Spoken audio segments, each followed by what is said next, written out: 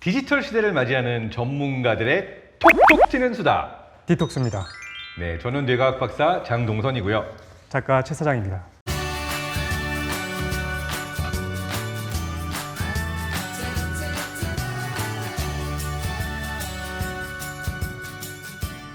저희가 또 전문가 한 분을 모셨는데요. 바로 LG경제연구원의 진석용 연구위원님 모셨습니다. LG경제연구원에서 사업전략적을 맡고 있는 진석용이라고 합니다.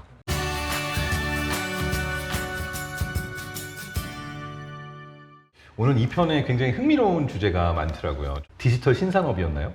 여러 가지 흥미로운 AI 얘기도 하고 흥미롭게 여러 가지 얘기한다고 하니까 기대해 주셔서 좋을 것 같습니다.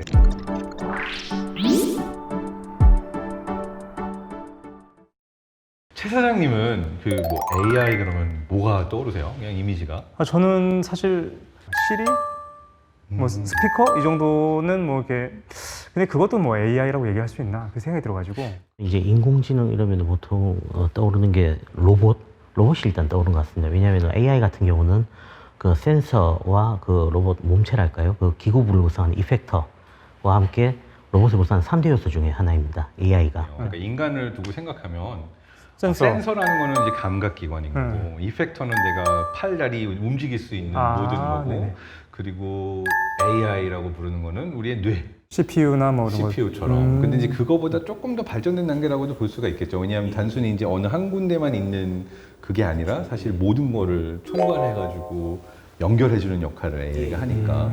AI 같은 경우는 겉으로 드러나기보다는 주로 속에 내장되어 있는 식으로 탑재가 돼서 그 기술적으로 이제 넘어오면은 용도에 맞게 어떤 데이터를 어떤 식으로 처리하는 알고리즘을 이제 구성할 것이냐에 따라서 AI 종류가 달라지고요.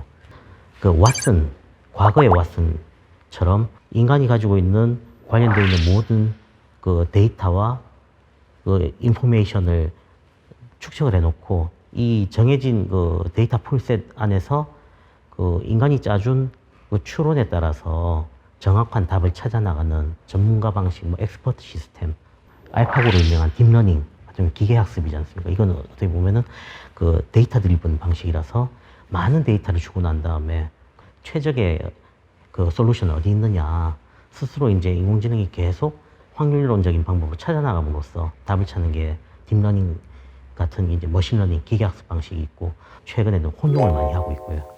2000년대에 그 CPU와 메모리가 이제 폭발적으로 성장하면서 딥러닝도 이론 차원에서 그 현실 단계로 지금 넘어온 상태고요. 그래서 우리가 이제 기억할 건 AI가 뭐냐라고 그러면은 스스로 학습할 수 있는 기계. 그리고 그 기계는 그걸 알고리즘을 학습을 한다. 짧은 시간인데 다 한 것 같습니다. 저는 이제 하산하도록 하겠습니다. 그 다음에 더 신기한 거는 이 알고리즘이 알고리즘을 가르치기까지 우리가 발전을 해서 데이터가 없는데도 자기가 혼자 데이터를 만들어내가지고 학습하는 그러한 이제 스스로 정말 공부하는 그런 인공지능의 레벨까지 우리가 지금 가고 있죠. 아마 기업의 입장에서는 어떤 분야들의 그러한 인공지능을 활용한 새로운 사업들이 진행되고 있는지 혹시 말씀해 주실 수 있는 게 있나요?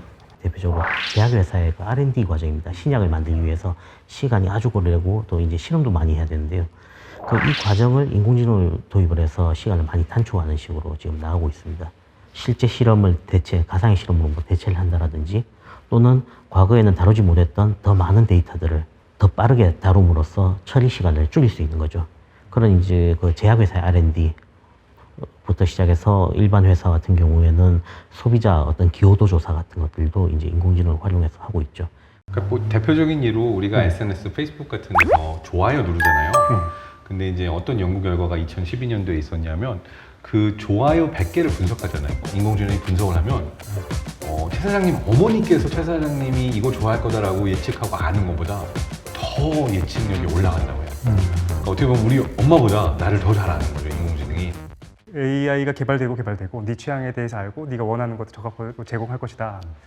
그러면 기쁘지 않거든요. 왜냐하면 우리가 창의적인 일 같은 경우에는 인간의 고유한 영역이다라고 얘기하지만 실제로 얼마 전인가 그 오픈 AI에서 GPT-3 네. 그러니까 점점 창의의 영역까지도 넘어서게 될 거고. 근데 이거에 대해서 저는 지금 우리가 되게 중요한 문제에 다가가는 것 같아요. 인간을 대체할 수 있다는 거는 내가 맨날 내가 늘 먹던 과자만 먹고 내가 이걸 좋아하고 늘 하던 걸 하는 안에서는 예측 가능한 존재가 된 거예요. 인공지능이. 근데 저는 인간이 가지고 있는 고유한 능력 중에 하나는 어떻게 보면은 내가 100개의 데이터가 쌓여 있는데도 아무도 생각지 못했던, 우리 엄마가 생각하지 못했던 직업을 내가 가지고 있고 이렇게 벗어날 수 있는 능력이 있는데 저는 그거야말로 어떻게 보면 미래 시대에 인공지능이 대체할 수 없는 나를 만들어가는 키가 아닌가 생각이 돼요. 그래서 그런 의미에 있어서 이러한 능력들이 또 미래 세대의 아이들에게 길러져야 되는 게 아닌가라는 생각도 들어요.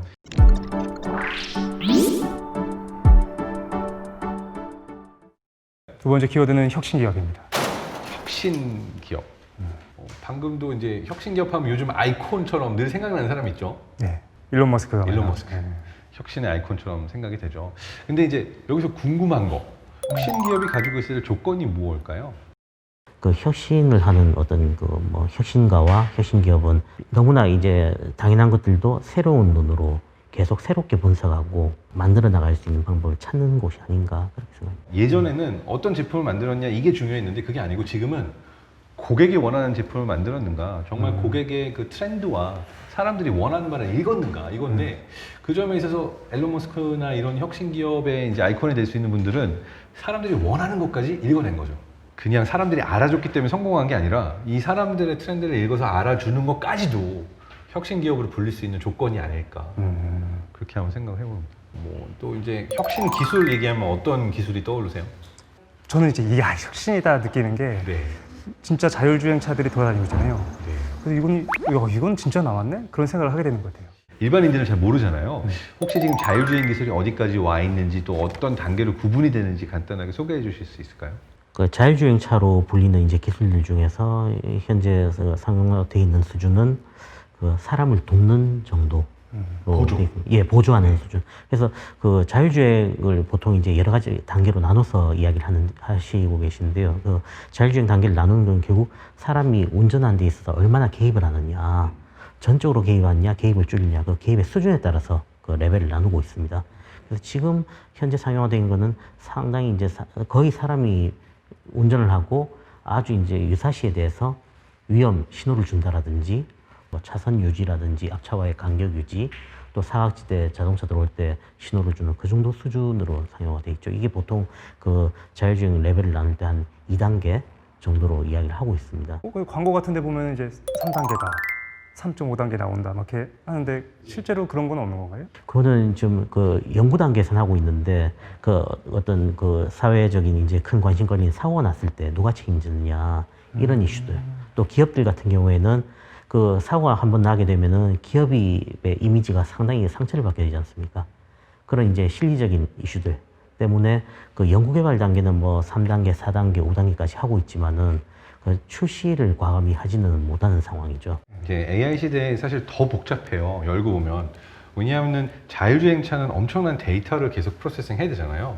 그 얘기는 단순히 차만 자율주행차가 될 수 있는 게 아니라 그 주변의 통신 기술, 5G 기술, 그 다음에 그 데이터를 업로드하고 다운로드하고 차에 있는 탑재되는 인공지능 이런 것들이 다 같이 가야 되니까 도로의 인프라와 법규와 이 많은 것들이 함께 가야 되는 상황인데, 그러니까 어떤 의미에 있어서는 그 부분에서 이제 사고가 났을 때 책임 소재가 복잡해질 수도 있는 거죠. 그렇죠. 예. 예를 들어서 신호 체계나 도로에서의 갑자기 어떤 인프라가 무너져서 생기게 되는 잘못이 생길 수도 있고, 통신사의 문제일 수도 있고. 통신사의 문제일 수도 예. 있고, 그럼 이 경우에도 자동차 회사가 책임을 져야 하는가, 아니면 운전자인가, 이게 그러니까 모든 것들이 연결되는 사회로 가게 되다 보면은 또 생각보다 더 복잡해지기도 합니다. 그래서 인공지능 관련해서는 앞으로도 많은 어떤 논의가 필요하다고 생각이 됩니다.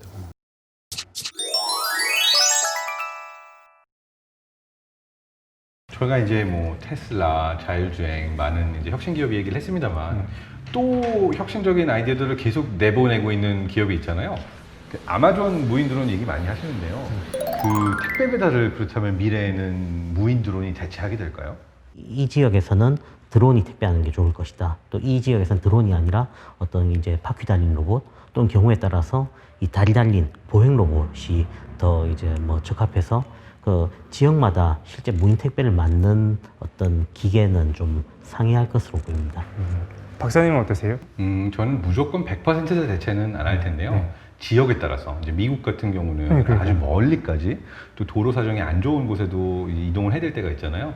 이럴 땐 아마 그 무인 드론을 이용한 택배가 가장 빠른 방법이 될 거라고 생각이 되고요. 차차 우리가 보게 될 미래가 되지 않을까 생각이 됩니다.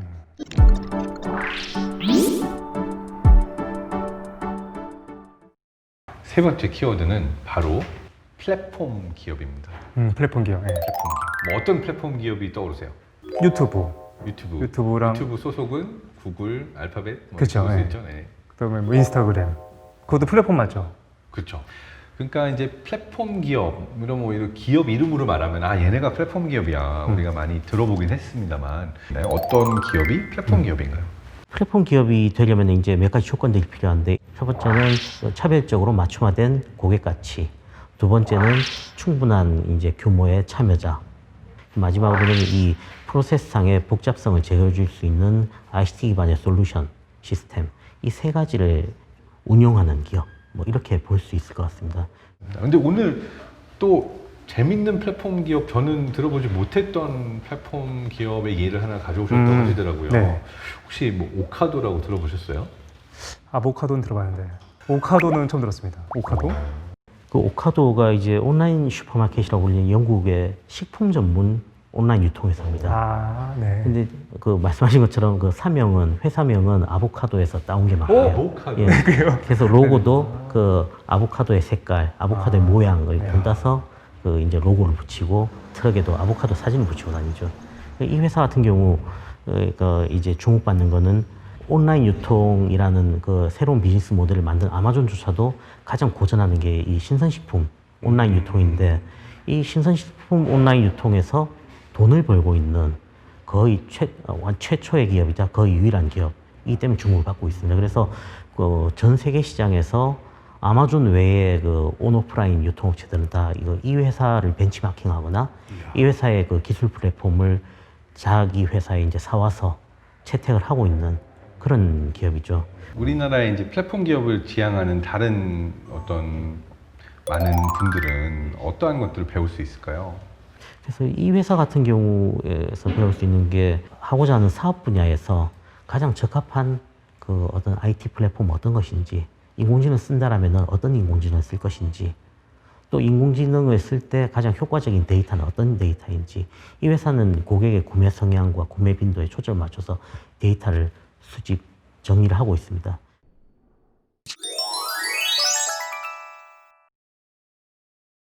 자, 오늘의 토크를 정리해보자면 AI, 인공지능 중요하죠. 그리고 혁신 기업 얘기 좀 들어봤고 마지막으로 플랫폼 기업에 대한 이야기를 나눠봤습니다. 자, 만약 오늘 방송 재밌게 보셨으면 그리고 나에게도 기회가 오는 세상이 온다 이렇게 생각하셨으면 구독, 좋아요, 댓글입니까? 댓글 네, 세 가지 다 남겨주시면 정말 베스트입니다. 여러분 모두 건강하세요.